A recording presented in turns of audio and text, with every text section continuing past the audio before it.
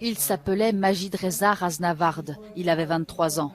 Arrêté le 19 novembre dernier à Mashhad, dans le nord de l'Iran, il est mort pendu tôt dans la matinée ce lundi. Sa mort a été confirmée quelques heures plus tard par l'autorité judiciaire locale.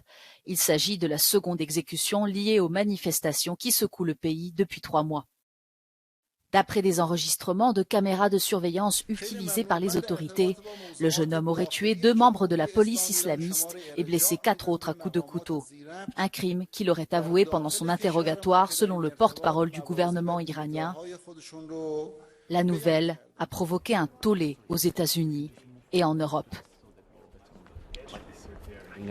J'ai eu une longue conversation avec le ministre des Affaires étrangères iranien. Vous vous en doutez, nous avons parlé de ces exécutions. Je lui ai fait part de l'inquiétude de l'Union européenne et de la condamnation de ces actes. D'autres sanctions vont être prises aujourd'hui. Plusieurs responsables iraniens ont affirmé que ceux qui ont provoqué des troubles seraient jugés et punis et que la justice ne serait pas influencée par les campagnes contre la peine de mort. La première exécution avait eu lieu jeudi dernier. Mohsen Shekari avait été condamné à mort pour avoir bloqué une rue et blessé un paramilitaire au début des manifestations.